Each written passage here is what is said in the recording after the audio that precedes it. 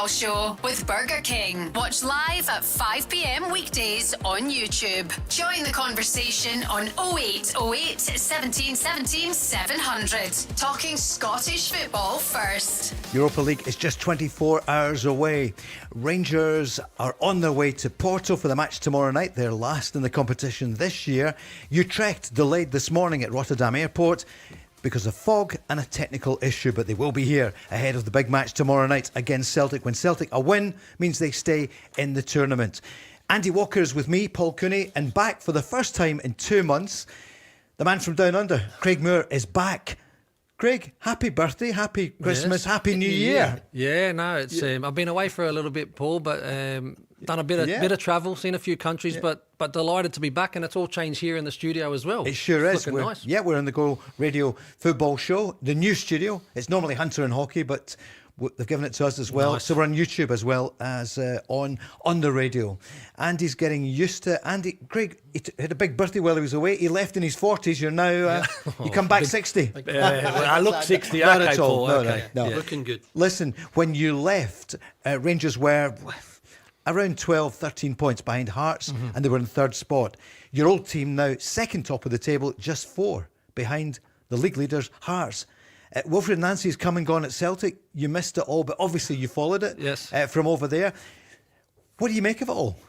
Well, just quickly on the Nancy one, I did miss that. I was away for that complete spell. I think there's a lot of Celtic supporters wish that they missed that as well. That time it wasn't a successful one, but yeah, obviously Rangers were certainly not in the position, Paul, that they're in now. Danny Röhl has the team playing with confidence. I wouldn't say playing with style, but he certainly has the team playing with confidence, and that's 8 wins on the bounce now, 5 clean sheets in the last 5 matches. So a lot of positives there. I still genuinely believe, though, it's a 3-horse race for the title. I think it's still too close and too tight to call out any particular team at this moment. But I will ask you, who's going to win it? Yeah, again, I can give you till the end of the window. That's what we've been doing to everyone. Listen, Paul, I said last year, I wasn't one of these ones that was riding Hearts off. I felt as if that they were going to be there for the duration. If they needed to show anybody anything else again at the weekend, to twice go behind against Celtic, to come back and get a draw and be disappointed not to win the match, they're right in the thick of it. You could see them as champions. Celtic have gone third position, Rangers in second. Andy, the big talking point has been that moment when VAR took over the game, really, at Tynecastle. Whether you think it was a yellow or a red or whatever, why did it go to VAR and then it was overturned? Yeah, well, listen, I've got no problem with it being a red, but not through VAR. If the on-field referee thinks it's a red card, all well and good. I've been to those meetings in Scotland and in England where you're told and you're shown and you're guided through what VAR is for.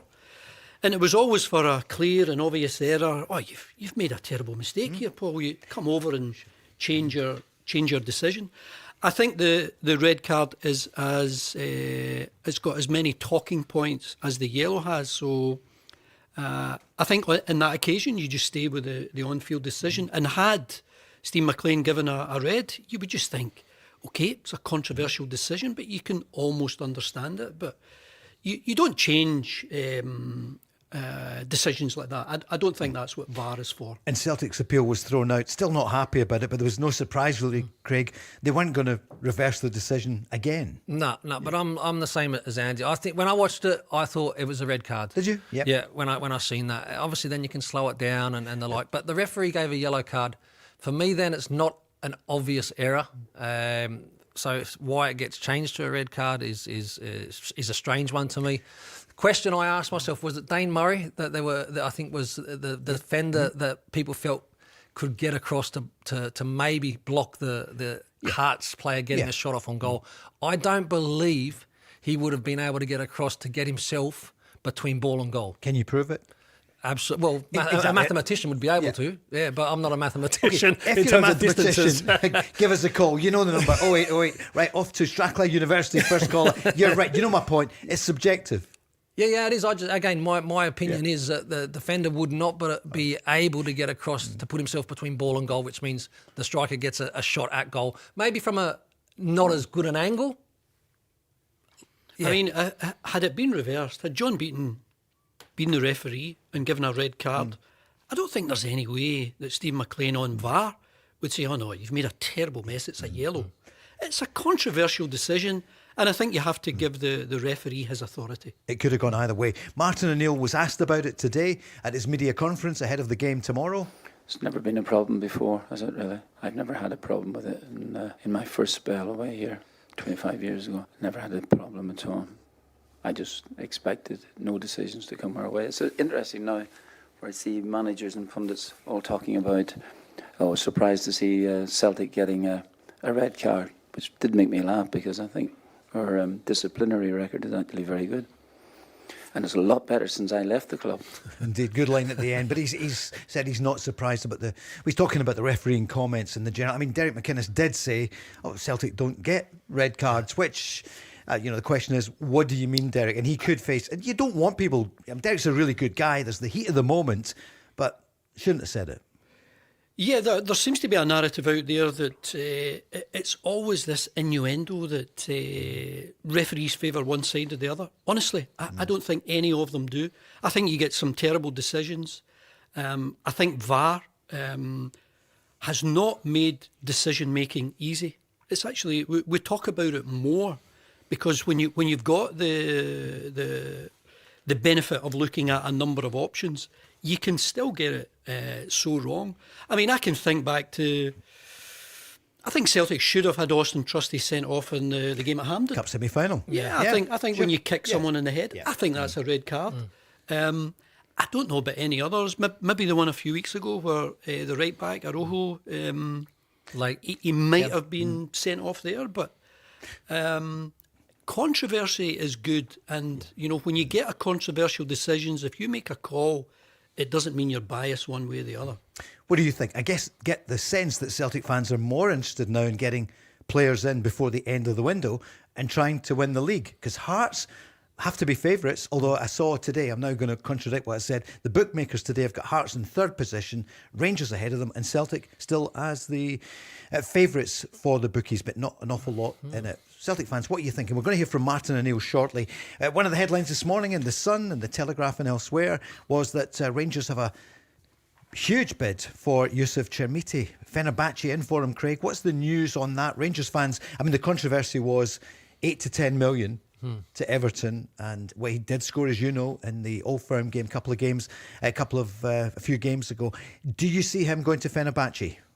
No, is the answer there from me, Paul. At least I think, again, I'm in the field of an agent and all that sort of stuff. Yeah. So I think this is maybe something that's been maybe asked by the agent, but not necessarily the club Fenerbahce having any interest. I think if there was a bid of £13 million, it wouldn't be rejected. So I can't really buy too much into to that story. Totally agree. Yeah. Especially when Rangers are trying to get the German striker in. It's not. We talked about it last night on the programme. At the moment, today, apparently, a bit of a hiccup there. Andy, you completely agree, though, the 13 million. I don't blame agents for pushing that, but... He's cost a hell of a lot of money for Rangers, and obviously the headline is the couple of goals that he scored against Celtic at Parkhead. Apart from that, I haven't seen any evidence of why Rangers paid whatever it was, 8, 9, 10 million. If you're getting a bid for 13 million, you take it immediately. And Craig, what do you make of Ryan Naderi? Do you know much about him? We spoke about it last night. There was a bid apparently of €3 million, 2.6 million in, but the German third tier club saying it's not enough money. Yeah, and I can understand why. I don't know too much about the player, Paul, but he's one of these project age again, isn't he? And I think Rangers, for where they are now, again, you've got to be looking at players that, for me, you're guaranteed that can lead the line and are ready. These project kind of players, I think, with Rangers and Celtic, you've just got to go and win football matches, so they've got to be ready.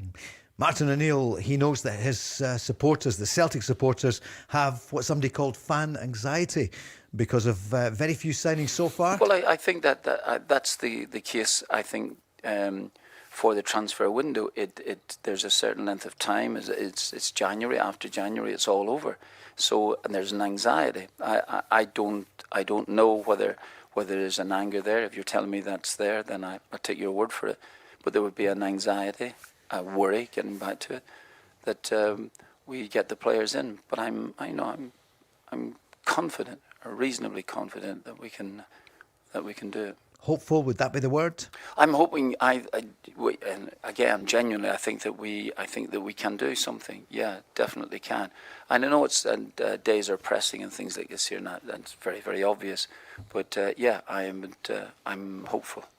Andy, what do you reckon? Today's headlines were about the Bodo Glimt striker Kasper Høeg. I think whatever it is, I think if you're Martin O'Neill, I'm sure he's got, let's say, just even 2 players in mind. If you can go and get me these 2 players, I really do think we could win the league. I'm amazed at Celtic's lack of transfer activity. I know they've got Schwanchara in, and he seemed to show up well last week. But I think if you could get another couple of players in that Martin O'Neill wants, not the club, not project players, not, as he was saying recently, he's put the kibosh on 1 or 2 players that have been put in front of him.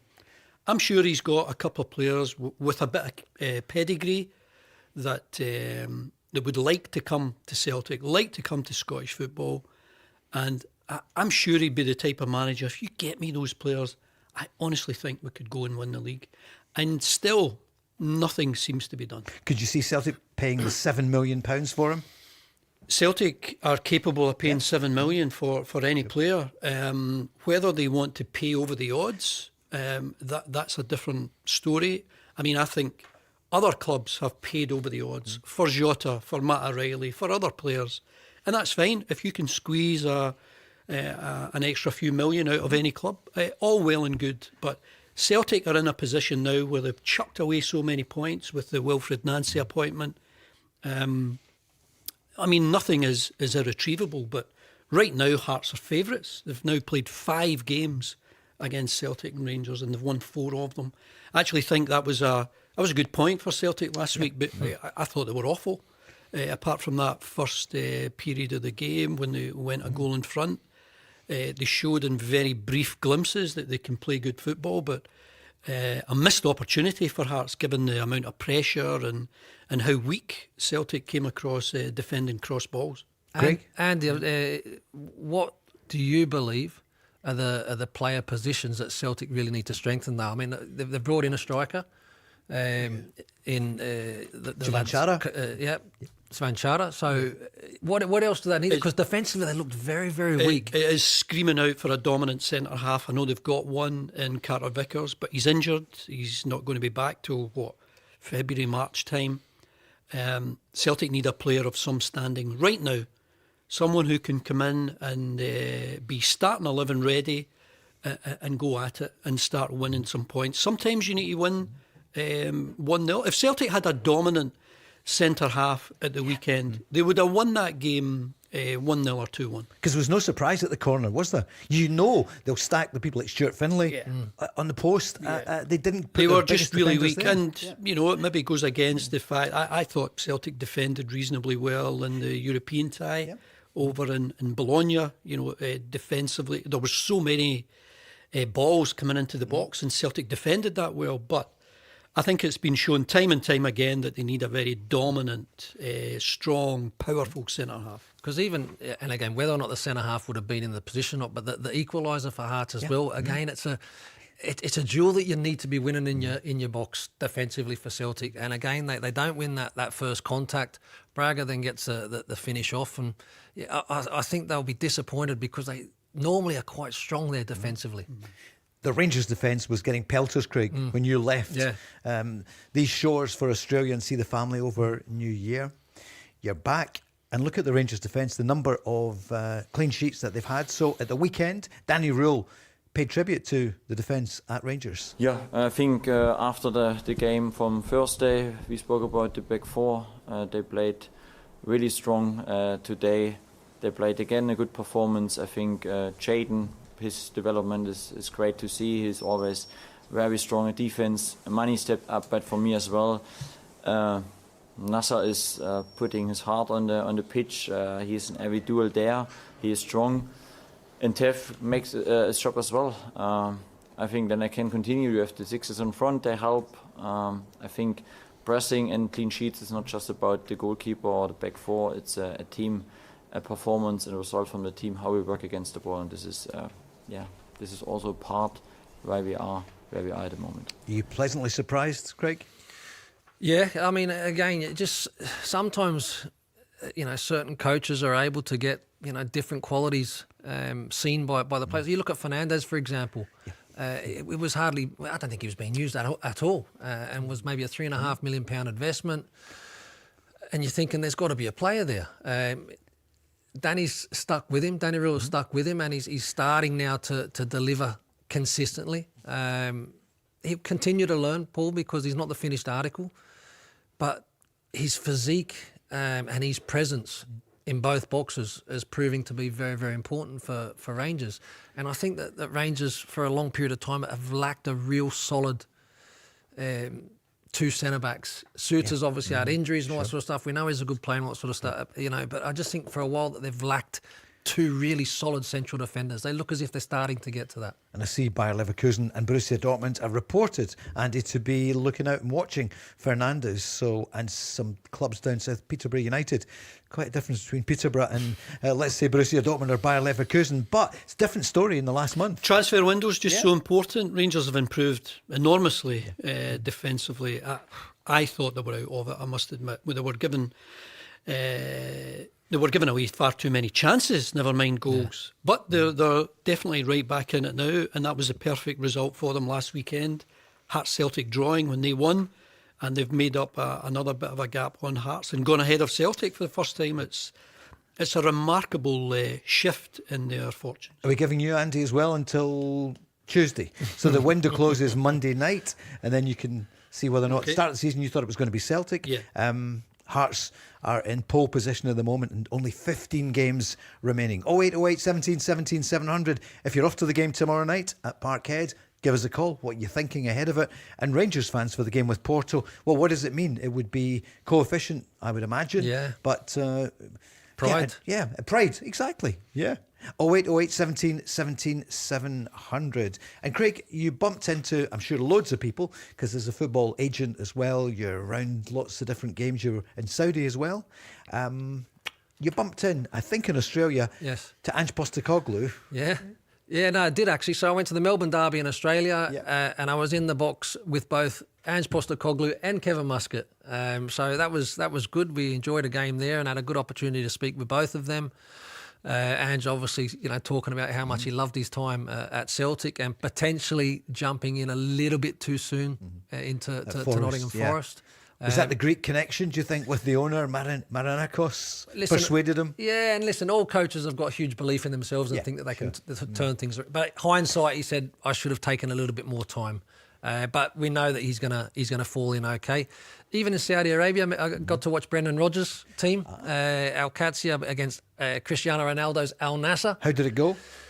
By the way, they won the game. They won it? Qadsiya won the game, and he had them playing well. He's got them going on a good bit of form there now, winning games. But it's early doors, but you could still see the influence that Brendan had on that team. Kevin Muscat, what's he saying about Rangers? Because he came so close, but obviously Rangers went for Philippe Clement a couple of years ago. Yeah. What a result for him the other night. We'll come back to that. But could you see Kevin Muscat at some point? Listen, it's not on the agenda at the moment at Rangers, but one day, do you think, your old colleague?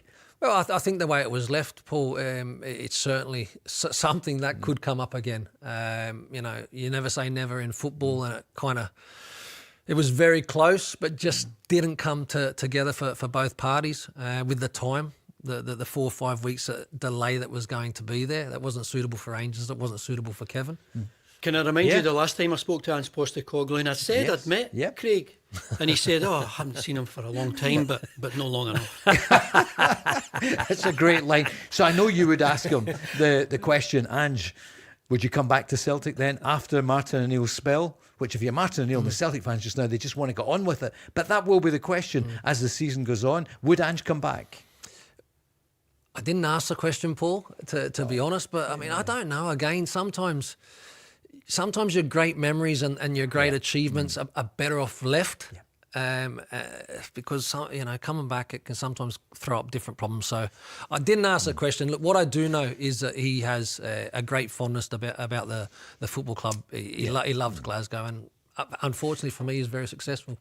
Indeed. I mean, 5 trophies out of 6 domestically. But Andy, I got the feeling at the end of that season, he wanted to go.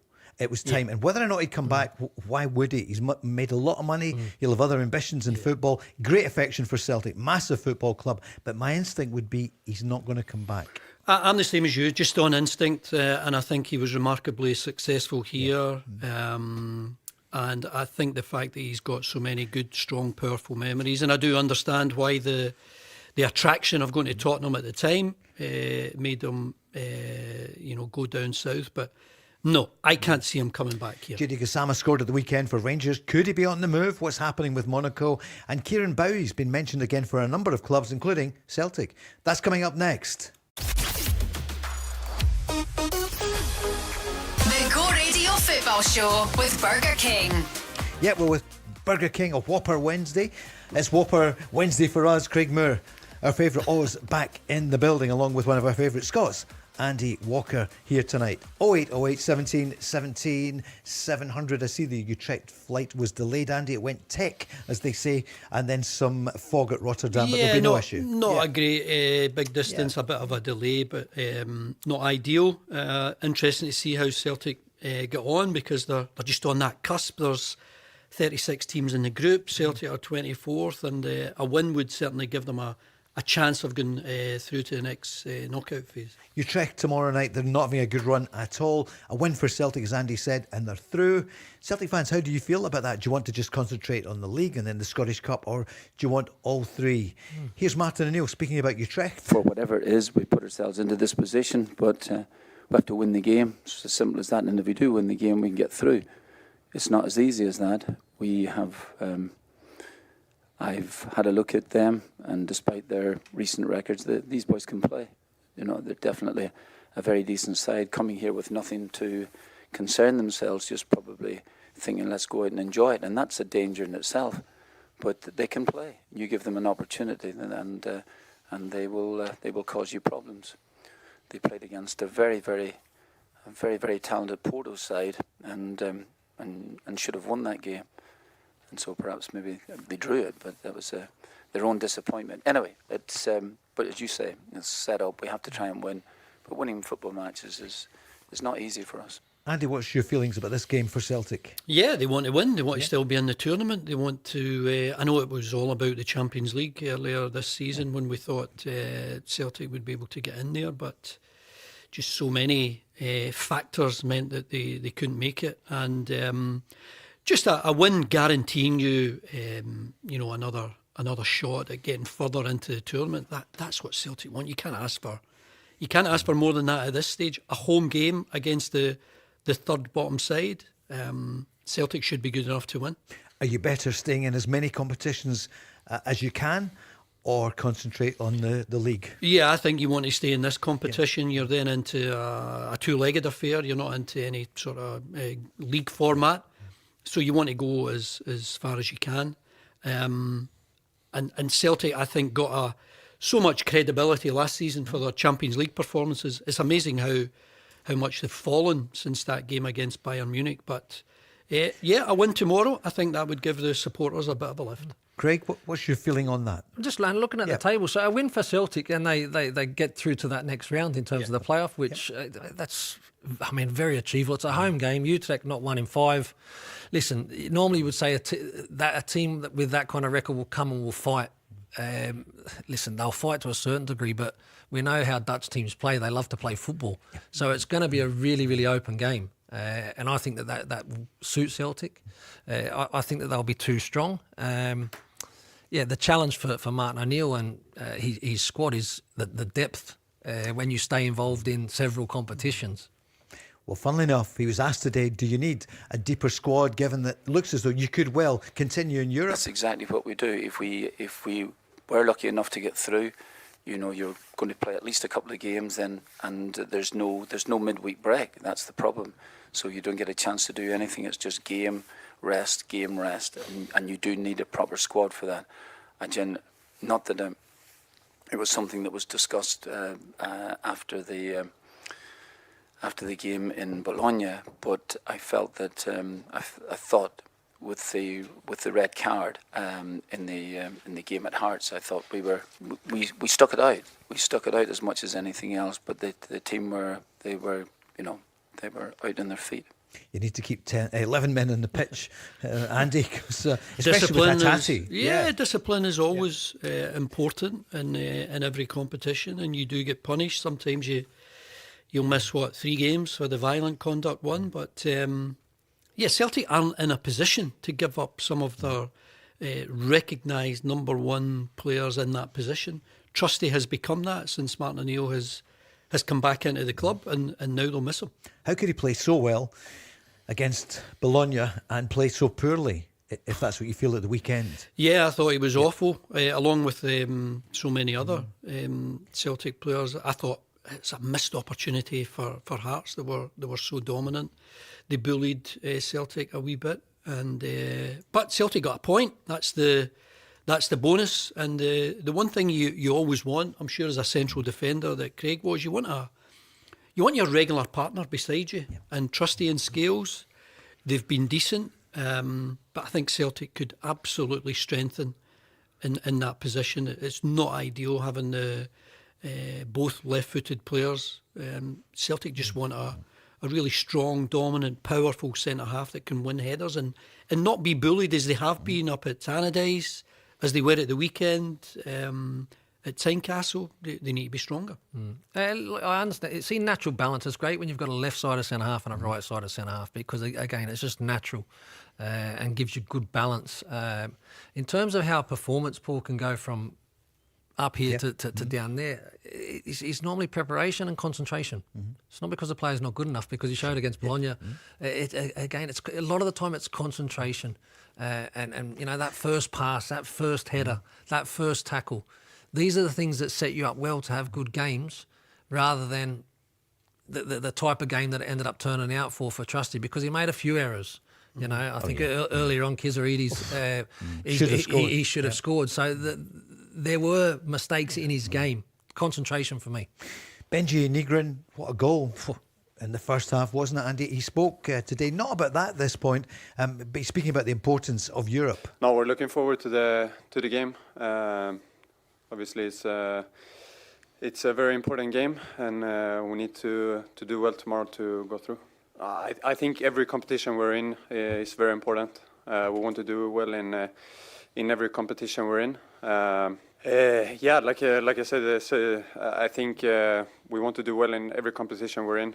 Celtic is a massive club, and a massive club should be and do well in more competitions than just the league. Celtic's top scorer, and as you know, 13 goals. Yeah, he's so important.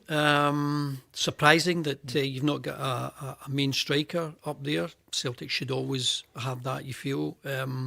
And what an extraordinary stat that was. First Celtic goal from direct from a free kick for 5 years. Yeah. Just amazing. That was Ian Crocker, as always, wasn't it? He told me that when we were down at Sunderland a couple of weeks ago. I said, "You're joking." But how many sure years? Enough, well, some month in 2021. Wow. So come on, certainly Andy. over 4 years. Over 4. Craig, it is so important. What do you make of Benji Nygren? Well, I think when he come in, I liked what I seen, because as a player that he makes so many entries into the box, and it's come up with his fair share of goals. So he's really important for Celtic. He's got good stature, and it was a wonderful, wonderful free kick. He's a really important player for them. Kieran's on 0808 17 17 700 in Lanarkshire saying, what about Maswanisi? Get him. And maybe you could use Stephen Welsh as well to allow him to play, because he, as you know, he only came on for the Auchinleck Talbot game. Maswanisi, Craig, we haven't improved out of sight, you, right? Improved out of sight for me. 16 goals. Yeah, I mean, it's a great level that he's knocked out consistently this season so far. He's got pace. He's shown that he can score all different types of goals. And Andy, you'll be able to tell me better, but a striker with confidence like that, or an attacking player with that kind of confidence, it will come to an end at some stage. But he's had an exceptional season, and for 4 million, 5 million, if it's an option for Celtic, they have the money. Why would you just not go and do the business? And you can tell he's an agent. He's bumped up to Yeah. 4 or 5 million. Oh, he's not my player. Yeah. Listen, I'm not going to knock that pathway of moving from Motherwell to Celtic. Yeah, I mean, I did it at Motherwell. I'm thinking of Brian McClare and Dixie Dean, Scott McDonald more recently. What's the other one? The boy that was going down south now, midfielder. Oh, Turnbull. Turnbull. Yeah, David exactly. Turnbull, yeah, David Turnbull. playing with Cardiff. Yeah. Scored a great goal. Yeah, the other I'm week. not knocking that pathway, but you just always get the feeling Celtic don't want to pay a lot of money. They just want to bring in these project players, and they do have a record of being successful with some of them. But there's a real danger, I think, just now of Celtic throwing away this title, and that's what they've done. The appointment of Wilfried Nancy, the amount of points that they dropped. They were almost level with Hearts at one point, but since Wilfried Nancy came in, the amount of points that were dropped, and it was never going to get better. Yeah. They absolutely made the right decision in making a change. And you see with Martin O'Neill coming in, just getting back to basics, that the basics are getting them so far. They now need the boost. The dressing room needs the boost of someone who can be so dominant and knowing that you're not going to give away as many goal-scoring chances. And, just so surprised that Celtic don't look willing to do business at a level where you're almost, with the pedigree of the player, you're almost guaranteed it'll make a big impact. Just looks like with Celtic, again, consistently they've shown it's a late show in terms of signings. And I can never get my head around that, because you want players to be able to come and settle into that dressing room, have as much time as possible to bed in. I agree though, Andy, but they do need, you need someone with real experience and belief, because I think that's something that is really important in a dressing room. You know, when you see a new player come in, and you know he's not a young, he's there, he's ready, and can lead and all that sort of stuff. That's the type of player that Celtic probably need at this time. Mark's on, a Celtic fan, saying, Craig, have you ever seen a club bring in a manager mid-season, allow them to change the way they play? Without any, in a week when there was a match with Hearts, table toppers, then you know the story. They were playing Roma. They weren't expected to beat them, but maybe they would have. But then the cup final was St Mirren. Off the top of my head, no, Paul. But what I will say is, I think Rangers and Celtic this season got it terribly wrong with both Russell Martin appointment. I think that Barry could have easily done a better job. And at the same time, I thought when Martin O'Neill come in, 7 out of 8 wins was incredible, and I believe that they should have probably stuck with Martin O'Neill until the end of the season. It's just been a really weird season, and at the same time, Hearts have not worried themselves with any of that and just gone on and cracked on with their business. I called it the year of the bluffers. With what happened at Rangers, you know, Russell Martin coming in. I'm not blaming the manager, but the Kevin Thelwell, unless they get 13 million for, maybe he was a genius or Chimity, but do you know what I mean? That they should have gone for Barry Ferguson. But you have to convince people that, the bluffers have to convince people that, that this is the way ahead. Andy, absolutely. Why are you listening? Sure. And at Celtic, it was obviously, you can't blame Wilfried Nancy himself. Anyone could see, well, hindsight's wonderful, but who thought it was a good idea to allow, if it was Paul Tisdale, to bring a guy in with no experience whatsoever, but to change it? If you're winning 7 out of 8, you say, Wilfried, hang on, right, you're on the payroll, but this guy Martin O'Neill, who's delivered so many trophies, all this experience. Oh, you had a successful route. Yes, you had managers with pedigree. And they were coming in and they were winning things. I mean, let's put to one side the astonishing way that Brendan Rodgers left the club and the statement that was made on Celtic's website. Wow, for someone who'd won so many trophies. And then to bring in someone who had absolutely no experience of this game, changing things immediately. Too much. I'm sure the players must have known within a couple of training sessions. I mean, I think we're all adept at moving from playing 4 at the back to 3 at the back, but being so open on a weekly basis, it was just extraordinary, and it's been very costly. They lost a lot of points. But I thought as well, one of the early warning signs, and this was early, that he didn't spend much time with Martin O'Neill in terms of that handover period. 10 to 15 minutes. 10 to 15 minutes. What are you thinking, mate? Like, you know what I mean? Go and pick Martin O'Neill's brain about the squad. 15 minutes. So there were warning signs early doors, I think, with that situation. But people come into jobs and they think they know they've got the right way to do it, and so they don't really want to hear from somebody who's been in there, no matter who it is, somebody like Martin O'Neill. If it does go all wrong for Celtic, if they don't win the title, it won't be on the shoulders of Martin O'Neill nor Brendan Rodgers. No. It won't be. Now, Brendan Rodgers should have got a tune out of them. He should have been able to beat Kairat Almaty. Yep. Yeah, but you can see it with Maeda. You can see it with Hatate. They've been amazing for Celtic, but they've got it wrong in the cycle of selling them at the top of the market. Which and they were just normally didn't. brilliant at. Yeah. Celtic normally have been very, very good at that. And they sold Ida just in the last day of the window when, I think he was ready to play against Almaty, and would he have scored? Hey, look, we'll never know. But I think he would have scored regularly. I mean, maybe not as heavily as some people wanted from a, 9-10 million pound player. Getting double figures though, Andy, for sure. He would have been on the end of things. Billy's on, JD Gassama, what would you do in his case? Is he going to go to Monaco? At the moment they're saying it's not going to happen, but it could be £10 million. Scored a goal at the weekend for Rangers. What are you thinking about Gassama? I still think there's a lot of improvement for Gassama. He shows some really great bits of individual skill, as he did with his goal, comes inside, bends at the far corner. But too many times, I think, in that final third, his quality and his execution is not consistent enough. Look, he'll eventually, I think, get a move from Rangers, but I don't think it's a Monaco scenario at this moment in time. Can you coach him into that? Consistency, or what do you feel when you watch absolutely. him? No, you got to put players in that position and in training matches or in drills and all that sort of stuff, and you kind of create that final third situation and making sure that you can execute and deliver that final ball. It's practice, and then executing at the weekend, and then the confidence that comes with that. He's a good player. He needs to be more consistent. 0808 17 17 700 back moments. The Go Radio Football Show with Burger King. Top of the table, Hearts 51 points after 23 games. Who would have believed it? Rangers second top on 47, Celtic on 45, and then Motherwell on 40, Andy Walker's old club. Hibs on 35, Falkirk on 33, and then the bottom 6, Aberdeen on 28, Dundee United 25, Dundee on 22, St Mirren on 19, Kilmarnock on 14, and Livingston on 11 points.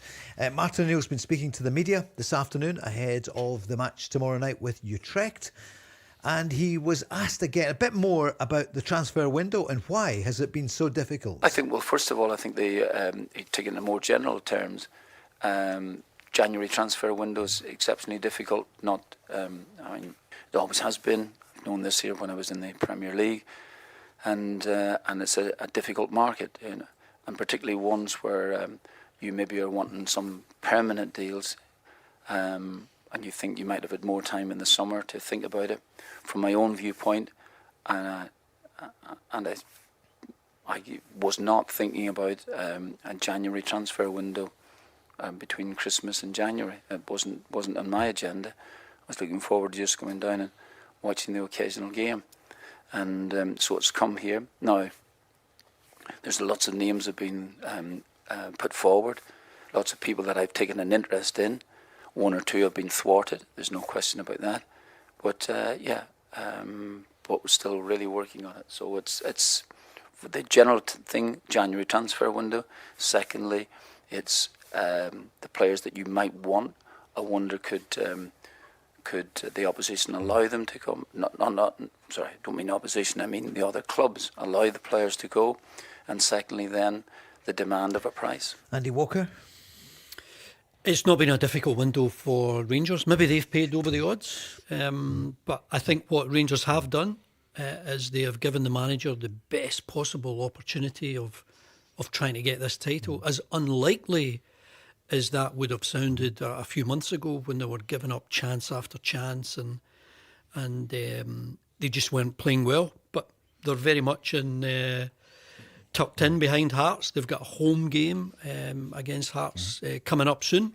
So, I think that's all you can do for a new manager.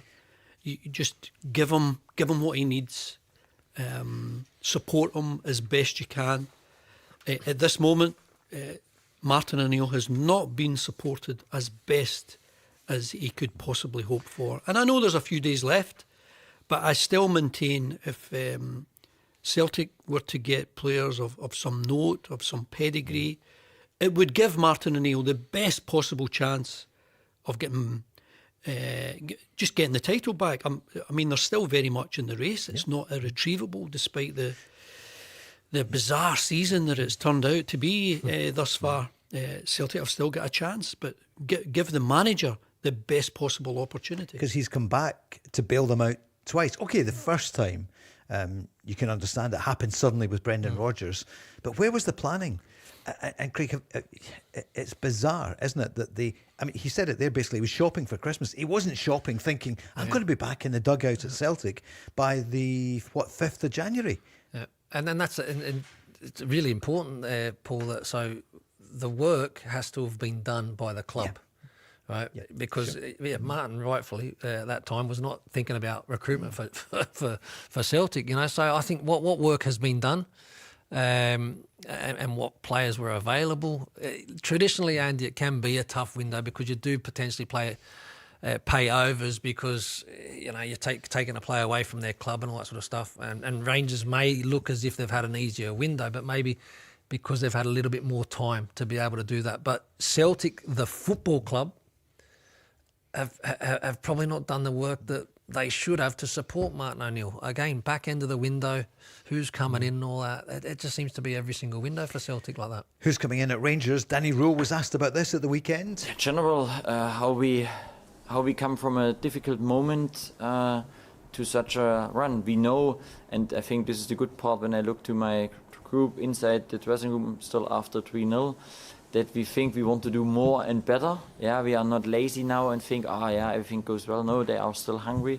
I think this is what I try to live every day in front of them. Be humble as well. And if you do this again and again, 15 games to go, we want to be the hunter.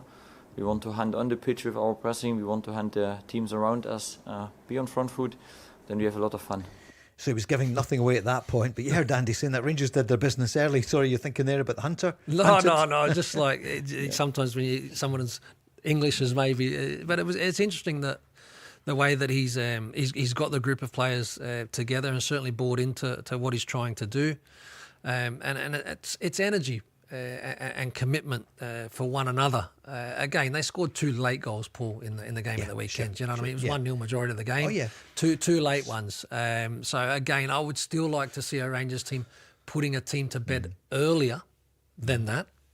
So there's certainly room for improvement for Rangers, and they will take a little dip. Do you think? Yeah. They'll take a little dip and all that sort of stuff. And what is the response going to be then? That will tell us a lot. Because obviously he wanted to change some of the players, strengthen the squad, get rid of some of them.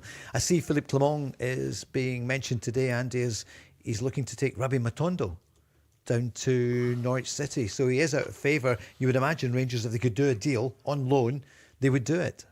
Well, first of all, on Philippe Clement, he's made a tremendous impact at Norwich. They were struggling badly in the bottom 3, and he has really put together a team there that they're getting themselves away out of that relegation trouble. That would be a tremendous achievement. In fact, their team beat Coventry the other night. They're runaway league leaders. So he's done a great job, and I think so much of a transfer window can be about money.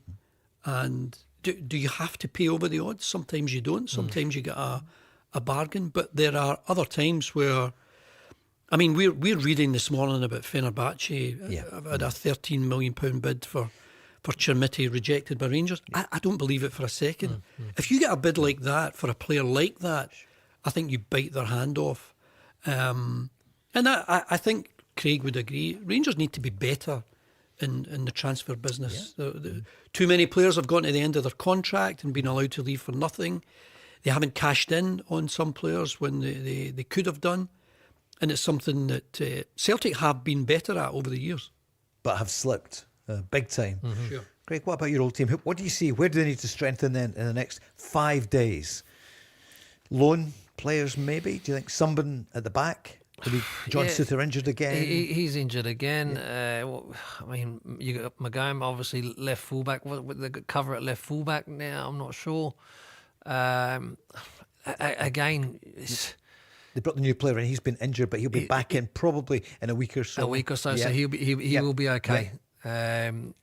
So, I mean, for me, it's just attacking positions are really the key ones, because look, Celtic, Rangers, and Hearts at this moment in time, they're bossing the games, right? Yeah. So you need players that can really make an impact on the back of dominating the game of football. So for me, attacking players are really the ones, unless there's something crying out at the back. But I think Rangers have been steady at the back at the moment. Andy, what did you make of Chavanchara at the weekend? Not least that run for the second goal. I thought he looked really promising. I liked, first of all, just his strength, his ability just to lay the ball off with one touch, to hold off the aggressive defender he was up against in Halka. I thought he played him really well. It was a really good contest. I enjoyed watching it. But there must be more to come. It's his first game for quite some time. But I think he showed enough qualities there to suggest that he could score heavily between now and the end of the season. And that, of course, makes all the difference. In a tight game when you're looking for that breakthrough goal, he looks the type of player that might be able to get it. Craig, why they get the big money, the strikers? Yeah, well, that's right. I mean, you do need good defenders, Andy. Come on, and a good goalkeeper. But no, he does. He looks as if physically he's going to be okay here. I'm not sure who it was he put on his backside at some stage, but obviously there was a Hearts player that was nibbling away at him throughout the game, and they come together. No problem. He seems as if he's able to stand up for himself. The second goal, he does really well in the link-up play. Gets down the channel, composure, has a little battle with the defender, lays it on a plate for Yang. So he looks as if he's adapted quite well, and you would think with more games he'll get stronger. Billy, a Rangers fan who often comes on, says he wants to see Rangers go for Ryan Naderi. The offer of 2.6 million has been rejected, apparently, a 22-year-old striker. I mean, Danilo probably on his way. I see there's an offer in for him from Cyprus. Miovski's not quite worked out, has it? Chermiti, hey, if there's interest in Chermiti, and if it's at that level, then Rangers would sell him. Yeah. But they need to get someone in. Yeah, but again, I don't know whether this lad might be a really good, young, promising player. Third tier, so that's a transitional kind of scenario. For me, you're not expecting anything this season. So Rangers, if they're going to strengthen up top and lose the likes of Danilo and maybe Miovski's not on fire and all that, Paul, you go and get somebody that's going to guarantee you goals. For me, this is a young lad. News is coming up next, then we're back. We're going to take some of your calls. We'll hear more from Benjamin Nygren about his goal at the weekend, and also about the run-in to the end of the season, and more from Danny Röhl as well, as Rangers go 8 wins in a row. News is next.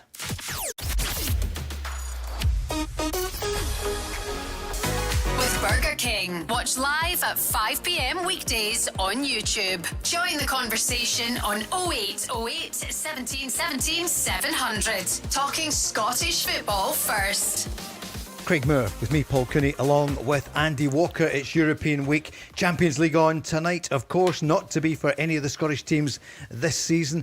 And there's been a catalogue of incidents since then because of Celtic failing to qualify. Brendan Rodgers has gone. Then in came Martin O'Neill. Then in came Wilfried Nancy. Now it's Martin O'Neill. Over at Rangers, in came, it wasn't Barry Ferguson, it was Russell Martin. Then he left. And then after him, it's now Danny Röhl, who has Rangers now.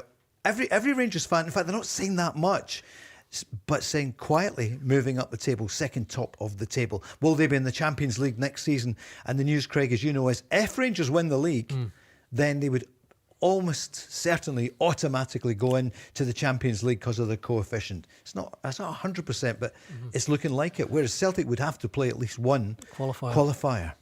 The tables are turning. It's not over yet. Of course it's not. But no. My goodness, your old team are getting into position. Some victory, that. Yeah. Would be some turnaround. It would, wouldn't it? Yeah. Some turnaround, that. Astonishing. And it's a huge opportunity for Rangers, certainly, Paul. But like I said, I still feel as if there's a lot to play out in this title. And like I said, there's 3 genuine teams that can go and win it.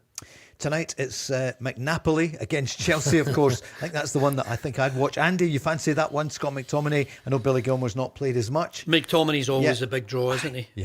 Fabulous. What a move that has turned out for him. He's been magnificent. And do you fancy that game tonight? Who do you fancy in that one, of course? Napoli, Conte against... You've got to back Napoli with McTominay in it. Of course, Hoping. But there's some cracking games tonight. There sure are. Cracking game. Benfica, Real Madrid.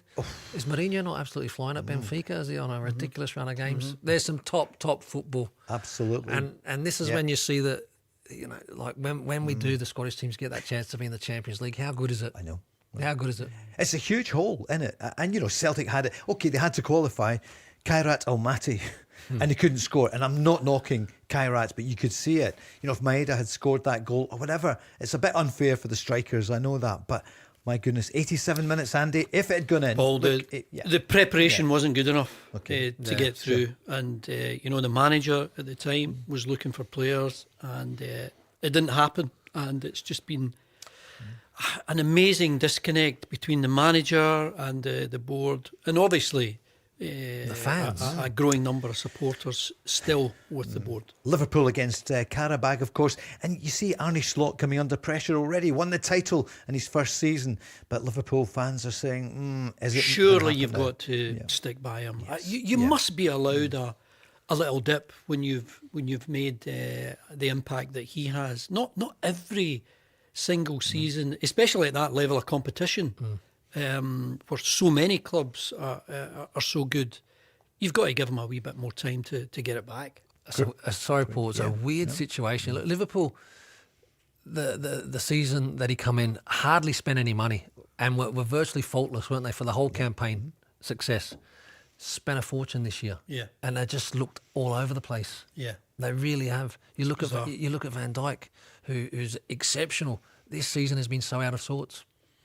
And I haven't felt as though Kirkes has been an improvement on Andy Robertson, but I'm sure all the stats and all the data will probably tell you he is, and that's why he's there. Andy at Liverpool, hopefully he stays there. Because, he's not playing every game, we know that, but he's playing enough to be ready for Scotland for the World Cup. Lead us out against, Haiti, Morocco and Brazil. June 24. What an experience that's going to be. Brilliant. It's going to be amazing. It'll be fantastic. Stevie's on the line. He loves his football. Hi, Stevie. Good evening.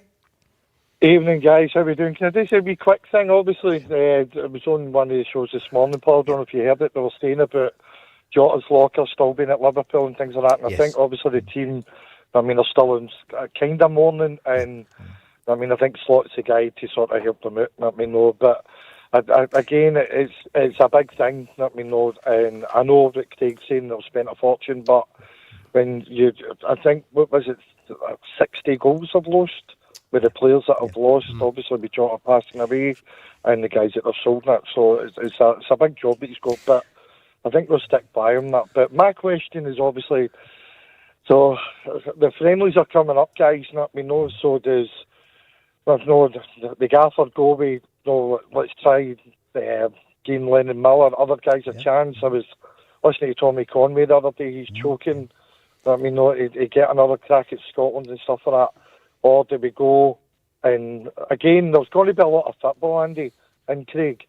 So does he give the normal guys a rest that he is going to pick and take them there and maybe try something different formations, shapes, things like that, work on stuff, wear the two friendlies? Or do you think it's going to be business as usual, guys? Stevie, I'm sure the Scotland manager will be asked, what did you learn from the last big tournament? Because maybe we lacked a bit of adventure, but he certainly got us there. He's got us to the World Cup. We're all looking forward to it. I think you bring up a good point because, in recent weeks and months, I've seen Ollie McBurney, and honestly, he's playing really well, but I know that he's nowhere near a favourite of the Scotland supporters, and I'm sure no matter what happens between now and the end of the season, Stevie Clarke is going to take Lyndon Dykes because of what he has done for Scotland. He's going to take Che Adams. I'm sure he's going to take Lawrence Shankland. Obviously, we're hoping he'll be fit just because of the goal he scored against Denmark to help us get there. How could you leave him? And then it becomes who do you leave out to bring others in? A lot of people want Kieran Bowie there. Yeah. A lot of people want, just other favourites of theirs. But Tommy Conway. There's Tommy Conway. I've seen him play, and he's looking sharp, and he's an absolute workhorse. So, I mean, the question is, if you want Lennon Miller there, he can go, but who do you leave out of the squad? It's a big question. It's a good problem to have, Craig. It is, and it's a top question because. Do you go? And I've been in the situation where you go on to the World Cup and all that sort of stuff, and that last window before and all that. And the last window is really, really important, right? This one I understand though with the friendlies. So I would probably think that maybe Steve Clark will. A couple of the fringe ones are still a little bit uncertain about. Maybe get that opportunity to get some minutes and really kind of show themselves to see whether they're good enough. I think the manager will have a really good idea of 90% of his squad. Plus, you've got games and injuries, unfortunately, that can play a role. But it is an opportunity, in my opinion, to maybe expose players that you still think have got a genuine chance to get there. The big one, the big talking point, I think, will be Harvey Barnes. Yeah. What would you do, Andy? If he wants to play for us, if he's available, I'd take him in a heartbeat. He's scoring again last week, didn't he? He's just he's a player that can make things happen. I think he gives us something we don't have. We have a little bit of it with Ben Gannon Doak, but if Harvey Barnes was available, I would absolutely take him. But then I'm sure others would say, who do you leave out? He wasn't even involved in any of the qualification game. And the thing is as well, but see if it's just a friendly game though. He's not actually tied down to Scotland in a friendly match. Right. Yep. You know what I mean? So it wouldn't be enough to cap him in that one? No. So once he plays a competitive international game, he's done. He's locked away. Yep. But so you could play a friendly and he's still not locked away. And I'm not sure whether that uncertainty. Yeah. Stevie, what would you do about Harvey Barnes? Obviously, we've had this conversation. He's the first name in the team sheet for me because I understand. Again, I'm going to sound like a broken record here, but we need to take into consideration, obviously, the conditions that we're going to be playing in and things like that. And I think, obviously, the age of the team needs to be looked at and say, right, we've got the right balance. So Andy and Craig are spot on in what they say.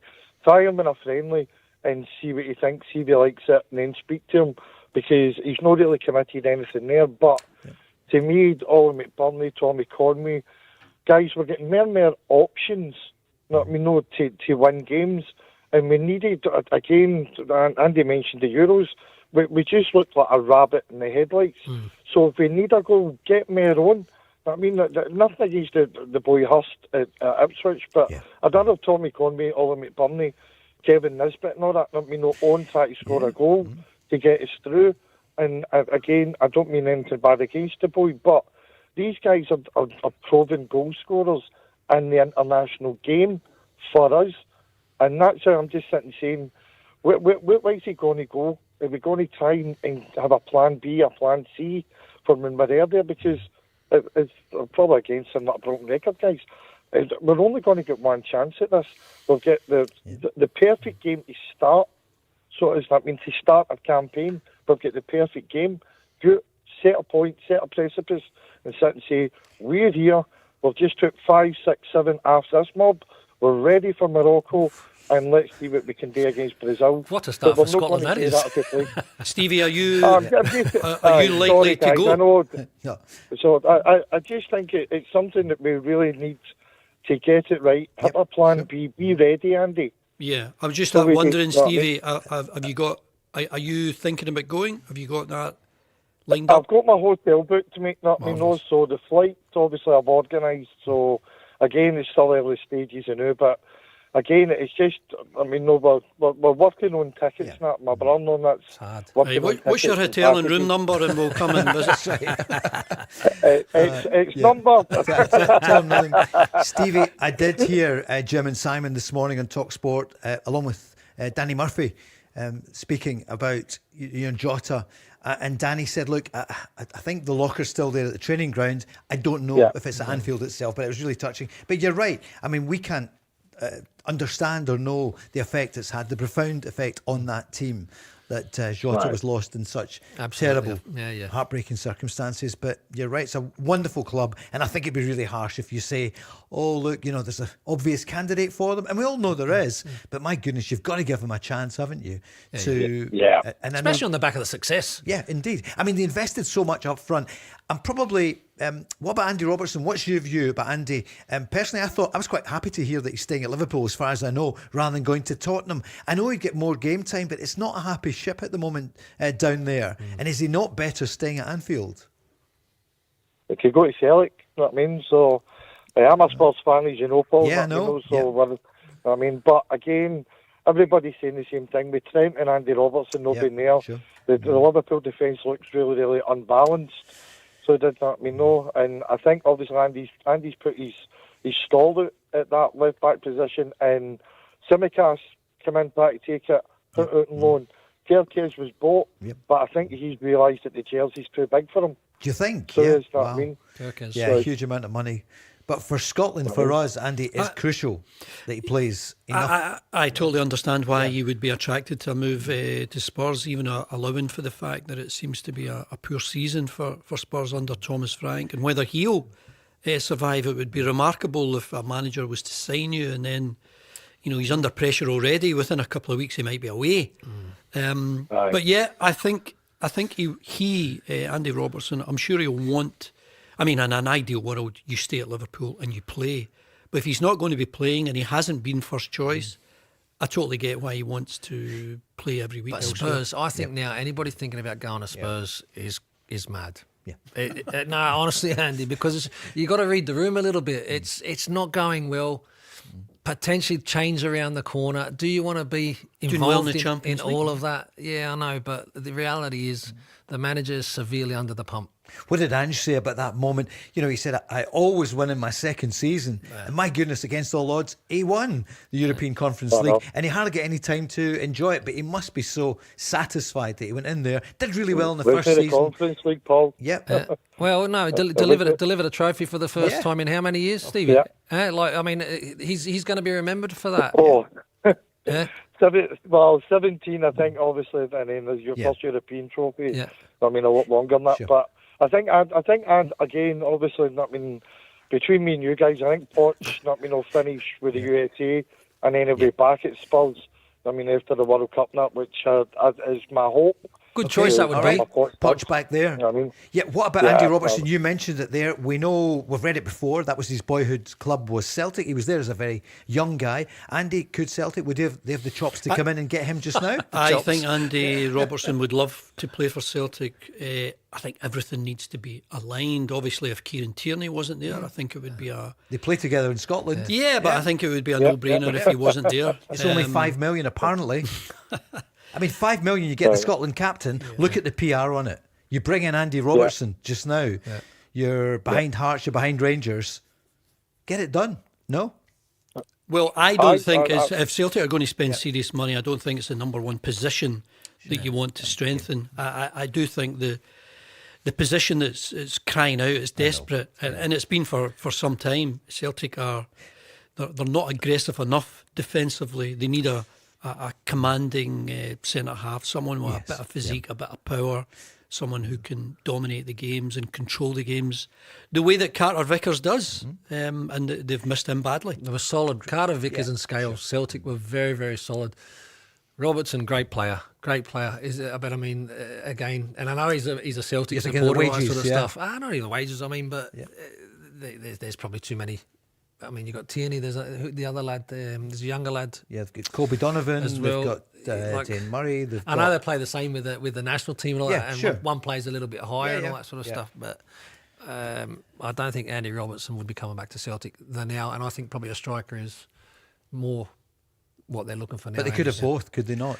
With the money they've got, Paul, they can absolutely. Do you know what I mean? Always to cheer up a bit. Scottish football, we're saying, what a season it is. But look at the football on show at the weekend. Rangers didn't play, you said it, didn't play that well. No. Hearts Celtic, not a great. I mean, it was an engrossing game to watch, but there's not much football on show.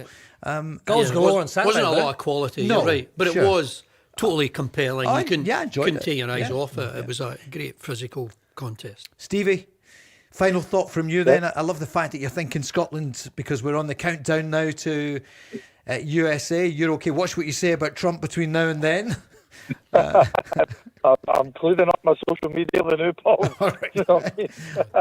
All right. But no, as I say, it's something that you sit and say. I mean, we've got a title race on, which is a great advert for it. We're qualified for the World Cup, which is an even brilliant advert. And that's how I just thought. I know it's a European night, guys, and I'm sorry for no digressing a wee bit. Not mean no way, but it's just something when you sit and say, like, the opponents are picked. Yeah. You know what I mean? So we've got Japan, so we know Maeda and all that are going to be up against us, which is a good test. Yeah. But I'm saying, what is Steve going to do, though? Are we going to sort of surprise everybody and go, right, this is a new formation we're trying? Or, again, is it just going to, as I said earlier on, guys, is it just business as usual? Same guy, same play, because you don't want him to get injured.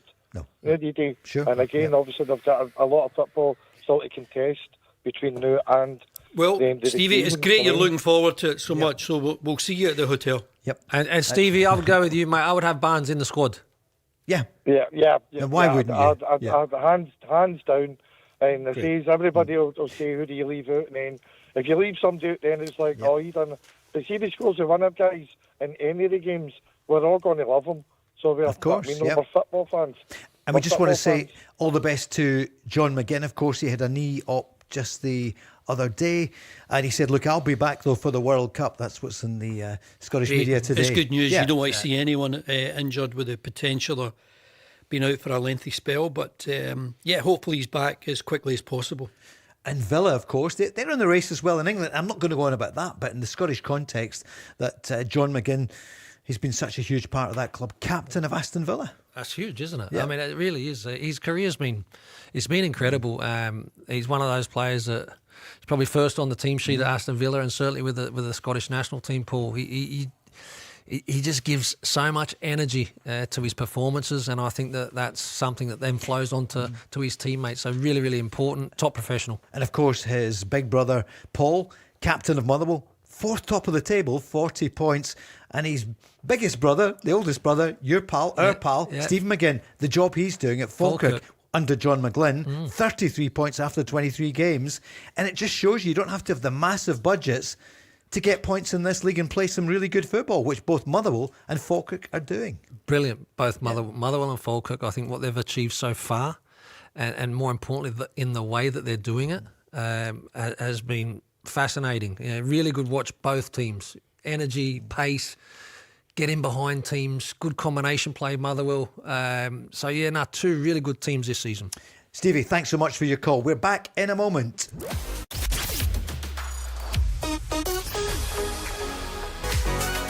The Go Radio Football Show with Burger King.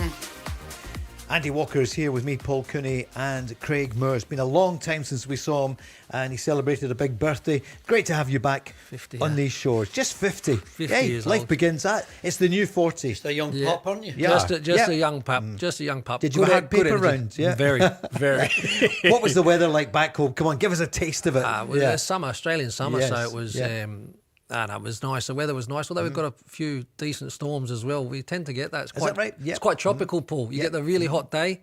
Wow. And then the storm will come through at night and cool everything down. So You in the Gold Coast? Or where? yeah, I was on the Gold Wow. Coast. So no, it wasn't too bad. Of course, the Gold Coast where the Commonwealth Games were going to be, but they're here in the great city, the dear green place. We got beat up by the Scottish again. Yeah, I think we bailed you out. Come on, I know you gave us some money for it, but we'll be welcoming athletes from all over the Commonwealth this Brilliant. summer. Big one for Glasgow, isn't it? Fantastic. Glasgow stepped in. Yeah, absolutely. It'd be brilliant. Looking forward to it, and so much the World Cup as well. Great call there from Stevie. If you want to get through to Craig and Andy, you know the number, 08 08 17 17 700. Some of the headlines tonight. Well, Martin O'Neill has been speaking ahead of the game tomorrow with Utrecht. He was asked, though, what's your reaction to Celtic's appeal, which we told you this time last night had been rejected by the SFA. This was in the red card for Austin Trusty. This was Martin O'Neill's reaction. Yeah, just disappointed, really. I thought the referee's decision in the first place was a yellow card. I didn't think it was clear and obvious. But obviously, and it was nice to get backings from a lot of referees who have refereed a lot of big matches. when they were interviewed afterwards. But anyway, it is what it is. Mark Clattenburg and co thought it wasn't. But I think everyone is saying the same thing. The referee called it. It probably should have stated, why did VAR get involved? And if it had been a red card, then fair enough, stick to it. It wasn't clear and obvious to go to VAR, but it's been going on day As soon as after it day. happens, you think, Yeah. oh, is this yellow or red? And when the referee makes a decision, there's no obvious error, and I think you should stick with the on-field decision. Celtic fans wanting to know who is on the way in. Rangers fans is too. What's going to happen? You know, the top of the table. But it's Europe tomorrow night, Rangers in Porto. I'm not sure if we'll hear, Craig, in time from Danny Röhl ahead of this evening for the game tomorrow. Porto, did you play over there? No, I never was involved in any of those matches. But listen, very, very strong club. Yep. Really, really tough game for Rangers, but we touched on it earlier on the show. It's about, in this competition now, it's pride for Rangers to try and coefficient points. Of course. Yep. So listen, there's no meaningless game. They'll want to go over there and try and do their very best to get a result, which could be important. But overall, it's been a really disappointing campaign. They got that win last week, and that took them on to 4 points for Celtic in 24th position. So they are in the top half, 8 points, and a win tonight means that they will be through to the next, which is not a league stage, as Andy mentioned. It's home and away, which is a pretty good thing. Playoff. That's probably what Celtic would want. Yeah, It'd give them a boost, Andy, probably. Yeah, and it gives the supporters a bit of a boost, the idea of a two-legged affair, playing home and away against a decent side. Who knows how far Celtic can go in this tournament, but I think they could go a lot further if they were to do some serious business in the transfer market. Some of the names in there: Lyon, Aston Villa, of course, challenging at the top of the English Premier League. Midtjylland, who did so well earlier in the season. Braga, Roma, Ferencváros, Real Betis. And some of the managers in here as well, we know them. Stuttgart are in there. Bologna, who were against Celtic last week. Nottingham Forest, of course. And Fenerbahce. Looking elsewhere, Panathinaikos, Bran and the young boys of Bern. So that's tomorrow night. Martin Anildo was asked about the numbers that they have, the squad. Is it big enough? Is it, if you continue in Europe, then you need players in? Genuinely, I'm not sure, and I think that would really depend on reinforcements coming in and the quality of reinforcement. I think I said to you before last week, you can get people in, and I could get numbers in. Whether that improves the squad or not is a separate thing. So we're trying to get as much quality as we can, if it's possible, but we actually need both. I think we do need the numbers as well. And learning. Sorry, Andy. Yeah. I think it tells you he's probably been offered some players. Here's some players for you, and it looks as though Martin O'Neill has said no. And I think every Celtic supporter is screaming out for a player that can come in, be starting 11 ready, and be the type of player that can make a big difference. Celtic need players who can make a difference, and making a difference defensively is being much stronger. And if they get the result, Andy, tomorrow night, they need both, as Martin touched on there, because the depth in the squad to then be occupied in more than one competition and all that is real. And they're his words. I think that they definitely need. If you're going to bring a player in now, it needs to be into your starting 11 that's going to improve you. Yeah. I think that's what he's saying, basically, isn't it? And they've got so many games coming up, and you can see it. I mean, no harm to Johnny Kenny, but 2 years ago, he wasn't regular with Queen's Park. And listen, you want somebody to progress, of course you do. And he has scored some goals for Celtic, but this should never have been the position. You can understand why Brendan Rodgers was saying this was going the wrong way. Look, I always remember what Simon Jordan said. Brendan Rodgers is in the Brendan Rodgers business, and he'll be doing very well. And you saw him just a few weeks ago. But look, Brendan Rodgers is a top-class manager who was at Celtic, and he could see that the signings coming in were not going to be sufficient for Celtic to win another double or a treble or continue in Europe in the Champions League. I mean, Johnny Kenny, listen, he's a really good young player that is going to leave it all out there and give his heart and soul to everything. But he's not that ready-made number 9 striker that's going to give you 25 goals a season that Celtic need. It's the biggest reason for the disconnect between those who run the club and those who support the club. Because you can look elsewhere, and for example, you look at a club like Bodo Glimt, who can take on Man City and beat them, a club with reasonably modest resources, but continually punch above their weight in Europe. Celtic are the type of club that could do a lot better in Europe. But it does seem as though you've got a manager like Brendan Rodgers, who knows, maybe even like Martin O'Neill.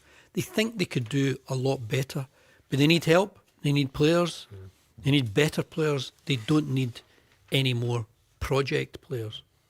5 days to go in the window. Rangers in action tomorrow night against Porto, Celtic, Utrecht, and then at the weekend, Sunday, 2 o'clock, Hibs against Rangers, Celtic at 3 against Falkirk. You can't keep track of the Sunday games anymore. I wish it was still the 12:30 on Sky. I know we're being moved around a bit. So Hibs, Rangers, Celtic, Falkirk, Sunday afternoon. So Danny Röhl at the weekend, 3-0 against Dundee, closing the gap. It's just 4 points now. Second top of the table behind the Hearts. Yeah, it feels great, but hopefully the feeling will better and better during the second half of the season, because this is still a long way to go. We know this. I know as a Rangers the demanding is high to get a lot of wins, but for me it's also 8 wins in a row is a statement, especially from which point we are. And if we can continue this and we do our homework and we go again, then it's on. Craig, the facts are 8 wins in a row. Yeah, no, the team's on a very good run and should have very high level of confidence. The Falkirk Hibs game, Falkirk absolutely tore Hibs to shreds by good energy, good ball speed, getting in behind. The lad Barney Stewart scores a hat-trick, and a hat-trick that you'd love, 3 tap-in, 6 yards. Being in the right place at the right time, getting on the end of crosses, one-touch finishes, it's great. Yeah, it's an art, and it's about the lead-up playing at being quick. So if Rangers can play at a level like that, look, Hibs will definitely be a lot tighter because they'll be wounded from that result. Start well, Rangers, and I think they can get their 9th consecutive win. Paul, you reckon? He spoke about a number of things, including new players coming in, but he wanted to pay tribute to the Rangers fans, because you know what it was like. There were big gaps before. The fans were unhappy. They were almost resigned to it. You know, a catalogue of missed chances over the past few years, new managers in and out, the board that didn't seem to, they weren't getting value for money. But he wanted to pay tribute to the fans on Sunday evening. Really, really great. We spoke before the game about the noises in the stadium. I know this is always at first our responsibility to bring the game and the result. But big message to my group when we started together. Then the stands was more not empty, but not so many people. And today you feel. I look around then after the 2-2 now. The stadium was full, more people there.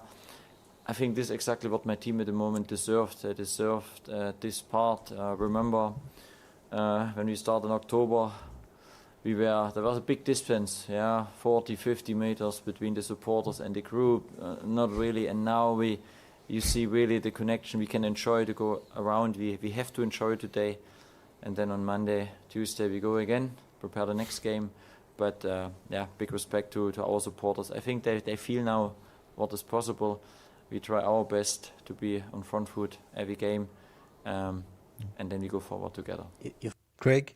The mood's definitely changed from the support. The period of time that I've been away, it was doom and gloom, and it was just it was anger towards the club. But since my return, Paul, you know, you're getting stopped in the street and all that sort of stuff, and you know, there's a smile on the supporters' faces and a real belief that they can go on and this team can go on and win the league this year. So the mood from the supporters has changed dramatically. Jack Butland's played his part this season, hasn't he? He has. Back in good form. Yeah, mate. Listen, Jack's a very good goalkeeper. He makes very important saves that certainly keep the team. In matches and then be able to go on and win certain matches. He's also got, unfortunately, a bit of a clanger in his locker as well. You know, that's being honest in terms of what's been there. But he's a big character, so you know he can take the hits, and he seems to always find a way, Paul, to bounce back. season of the goalkeepers. I'm just thinking of, obviously, for Kasper Schmeichel, who had some big saves in the last week. And then before that, the odd clanger as well, not getting down to it when you would expect him. I mean, the keepers will play such an important part. At Hearts as well, look at Craig Gordon back in. Mm-hmm. You win points with big, strong goalkeepers who make important saves in big moments, just as much as you win points with a striker, the goal-scoring threat from the middle of the park, sharing the goals around. All of these qualities you need in a championship-winning team. And I think Celtic could still be better. They could still be building a better team. We've got a window here, and there's a chance to make a big difference. I'm just wondering whether Celtic will take the chance and try and make the difference. In saying that, Andy, Schmeichel did. He did get points for. Celtic could have lost the game at the weekend without Schmeichel. Sure, absolutely. Two made really himself good saves. big, didn't he? Two really good That's saves. what Schmeichel does well. Yeah. But he has been a little bit hot and cold also. Of course. Since you were away and came back, it's like catching up when you're 2 months down. I can't imagine why you went to the Gold Coast in Australia. How's your mum? She was well. Great. Must have been brilliant. Went Get her boy back. A short drive in Australia. It took me 8 hours to get. Did she make you soup or something? Is it a bit too hot? She looked after us. Not soup. No, I know, I'm joking. Yeah. Hot. No. What do you have over there? Just fired up a barbecue. She's fired up the barbecue. That's fantastic. Fired up a barbecue. A couple of beers, away we went. Yeah, I'll lose my track of thought here. No, we're on the goalkeepers. What about Craig Gordon? 43 years, incredible, young, and he's there. Could he have got just as somebody watching it, a punter? Negrons. The strike was so good, but I heard some people saying, "Oh, should he have got to it?" Listen, I think as a goalkeeper, I'm not a goalkeeper coach. You set up your wall, you trust your wall. If it goes over the wall into that corner, then it's sometimes you've got to applaud the free kick. Yeah, I'm probably more on that side rather than saying it was an error from Craig Gordon. Could he have got across? I know some people say he should have, but you set your wall up and you've got to back your wall. It seems to be he's back as Hearts number one. Yeah, and I've got to say I'm surprised given that Chauvelot was. Number one for so long, and then he got that red card up at Dens Park against Dundee. I thought he would be back in after he served his suspension, but it's Craig Gordon. It bodes well for Scotland for the summer. And just with that, Paul, sorry, so see if he comes a little bit behind the wall and all of a sudden it goes to side that he should be and it goes into, then he's going to be criticised and all that. His wall was set up. Maybe if they jump, someone gets ahead and all that, but sometimes you've just got to say, well done, that was a good goal. And I think that was that situation. Sure. Who would be a goalkeeper? I mean, I know we've heard this so many times. I think the wall, you could have, I don't know who it was, but one of them could have jumped a bit higher. But credit the strike, up and over, fair bit of pace on it. And I absolutely agree with Craig. You've got to trust your wallet sometimes. Yeah. And it looks as though he'll be the number one for the World Cup, Craig, or is he going to be? Because I mean, he seems to be the one that has the trust, and he just it defies logic at times how he's been able to come back from what he's come back from. He still makes unbelievable saves. I went to, you look at Mark Schwarzer. Mark Schwarzer played at 41, 42 as well, and Craig Gordon reminds me a lot of that. You don't get to that level and that age still doing it without being an amazing professional. So well done to Craig Gordon. He will be I think the goalkeeper number one come World Cup. Not Angus Gunn. No, not for me. It's got to be Craig Gordon. He showed, and especially in that game at Dens when he came on as a sub, and the save we still talk about at the end of the game. That's won the team a couple of points, and time and time again he comes up with an outstanding save. Young Leo's watching at the moment, and he was named man of the match at the weekend. My grandson, I was so proud to see it in writing, man of the match, young Cooney. So amazing. I was really pleased, and to be a goalkeeper, because I realise that if you have a mishap or whatever, it's the keeper, and you don't too often see them get man of the match. So well done, Leo. Well done, Leo. Well done, young man. Yeah. And is he good with the ball at his feet? That's what they all ask he's working goalkeepers hard now. at it as well. You need to be a footballer. You do rather than a goalkeeper. Yeah, indeed. Great shot stopper. Yeah, I prefer that. Stopper. Good with their feet and all that sort of stuff. That's asking for trouble. We're back after this.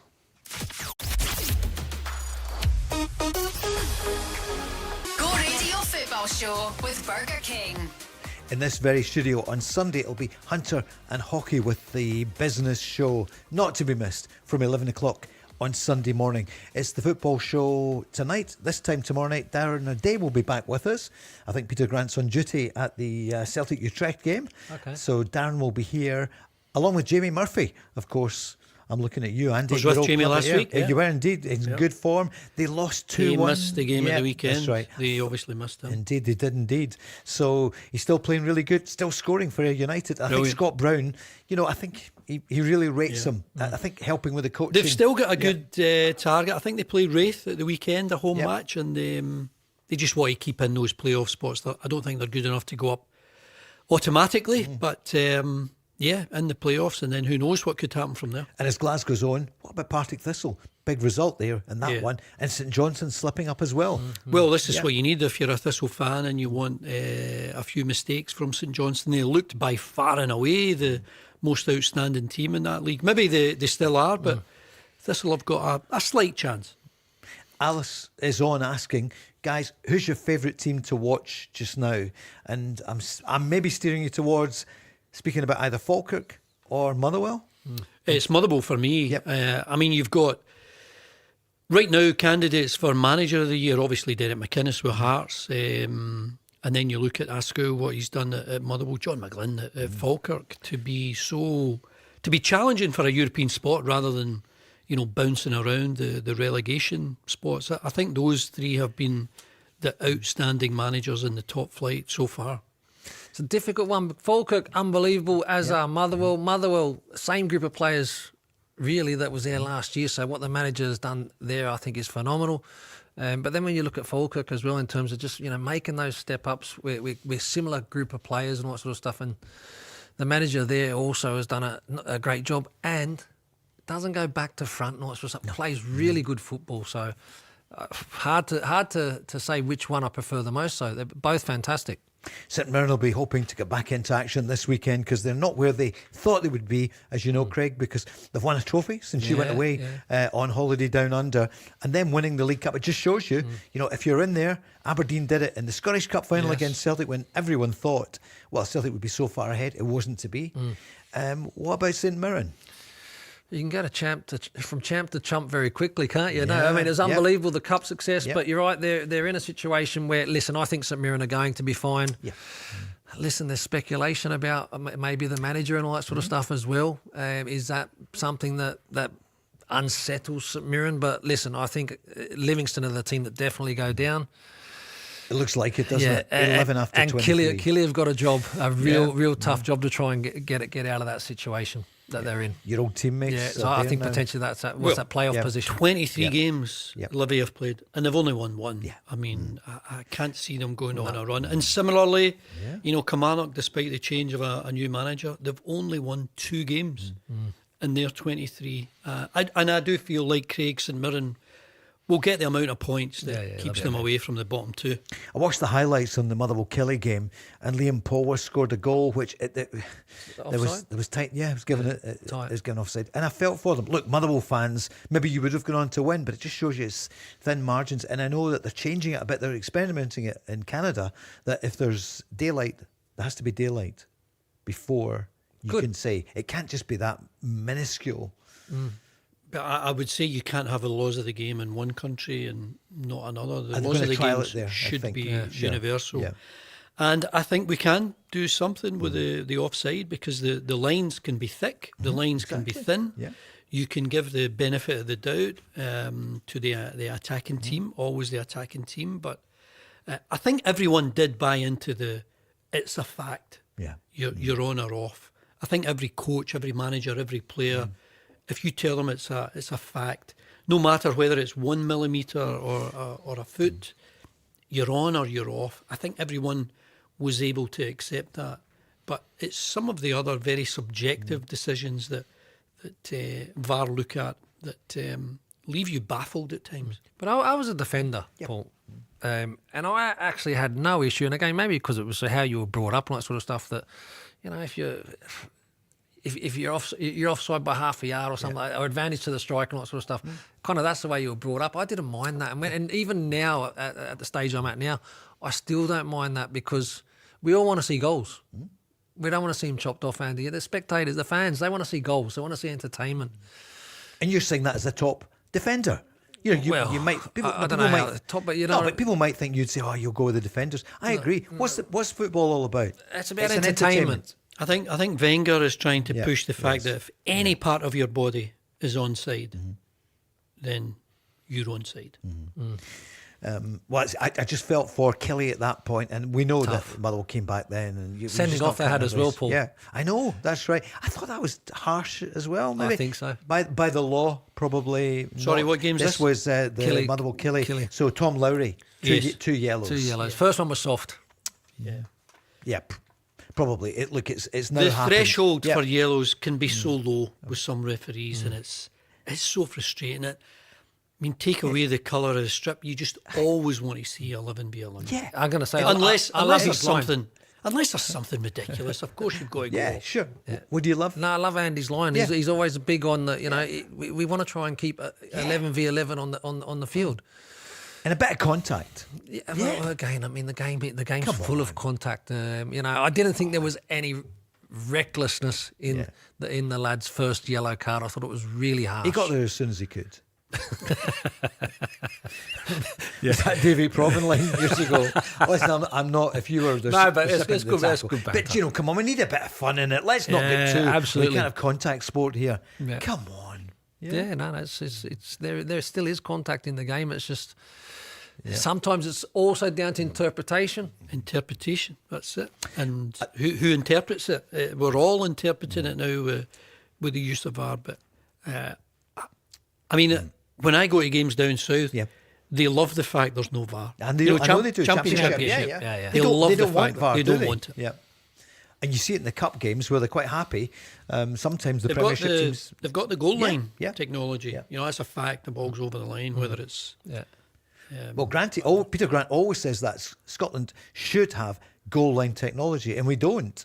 But we've got VAR. I mean, to be in world football, you need the VAR. There's no question, isn't there? Just remember this: it's the clubs that pay for VAR. It's the clubs that want VAR. So I don't hear anyone trying to propose, as Wolves did, I think, a few years ago, we don't want VAR, let's have a vote. And it was 19-1. They all wanted VAR. So it's here to stay. Can I throw this at you? I heard it this morning. Hayley McQueen was on, the daughter, of course, of the late, great Gordon McQueen, who died 3 years ago, just 70. And there was the inquiry. The verdict came out yesterday that the repetitive heading of the ball could have played a part in his dementia, vascular dementia.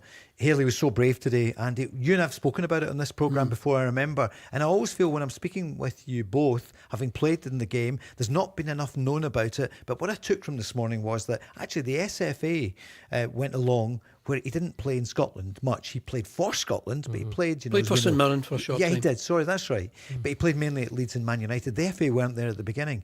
But she was saying there wasn't that much help from the PFA down south. The money in the English game is obscene. The amount of money and not helping people in an hour of need, I think, is it's wrong. Yeah. And she I was think so the brave to PFA speak about should it. be involved, Yeah. but it's not the PFA who put on training sessions. Yeah. It's the clubs. Yes. And Yeah. I hope in time that the clubs can recognise this is not going to be the last case of dementia.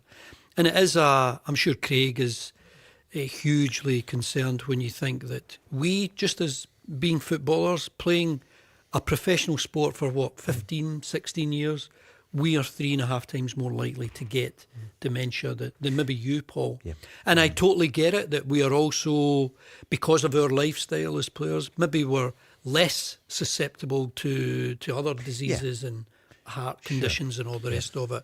But the fact remains, we're more likely to get dementia. And I do think maybe it's down to the various associations, the Scottish one, the English one, Irish and Welsh, whatever. But it's the families I feel for. My mum died of dementia. My mother-in-law died from dementia. You know, they obviously didn't head or kick a ball in their lives, but the research, I think, is what we're looking to get a bit more of. Yes. Sometimes as well, by the strange, a couple of weeks ago, I got an email from Newcastle. I was only at Newcastle for a couple of years. And so this was driven by Newcastle in terms of testing for Right. former players. And there was good. a link that, really good. So that's club driven.